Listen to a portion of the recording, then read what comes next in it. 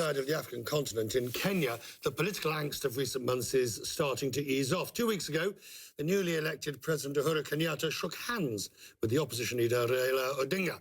It was a symbol of unity after a turbulent election. The country has to now focus on economic progress. Patrick Njoroge is the governor of the Central Bank of Kenya. He joins me now. Governor, good to see you, sir. Good to see you. Thank you. Tell me how damaging economically, we won't take you into the political sphere, economically, how damaging to the country's economy was it to have the political upheaval? The political upheaval was damaging, primarily because you had a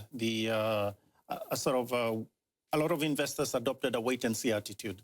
And secondly, we also had a lot of other consumers, frankly, private consumers and all that, also adopted a wait-and-see attitude.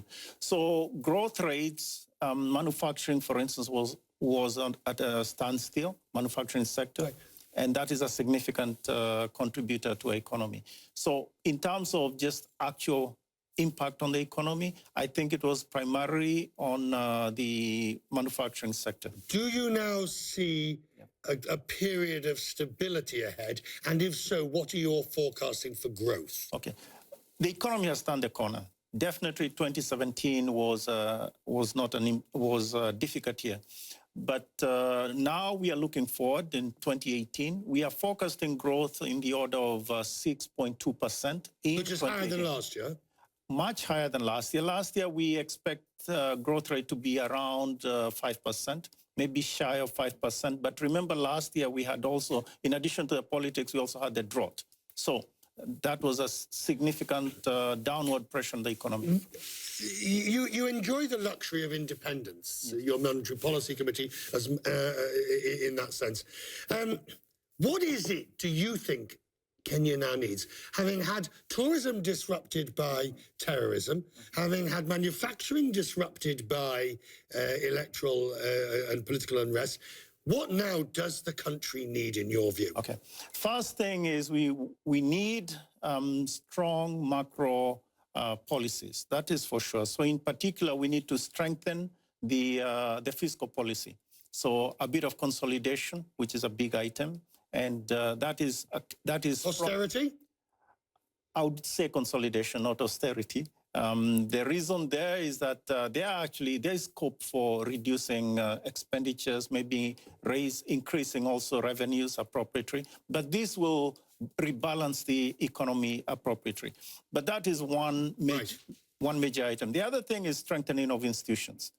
We still have a long way to go in terms of strengthening even the central bank. And also other institutions that work. The third element, which I think is important, is also improving the economy, the environment for doing business. So those are the three items. But when you're talking about improving the environment, are we back to our old favourites or our old nightmares? Corruption, red tape, bureaucracy, all the things that get in the way, that have constantly got in the way. Yeah, those things will need to be dealt with. But I think the way to deal with them is by strengthening institutions, making the outcomes of things predictable in terms of licensing. You know what needs to be done in order to get a license. You know what needs to be done in terms of if you have to pay a fine and things like that. So predictability of business, I think that is key. Now, later this year, yes, we will be in Kenya. We're coming, when Kenya Airways is starting its new flight to New York, we will be doing this very programme for Quest Means Business from Kenya. So when we are there, what should I be looking for? What should I be going to see? Okay.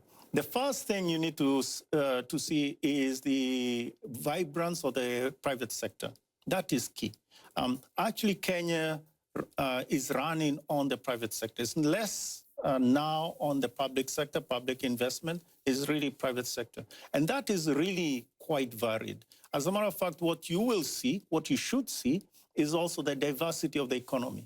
That is essential, diversity of the economy. And thirdly, you need to see the dynamism of the people, innovation in terms of the young people that are there.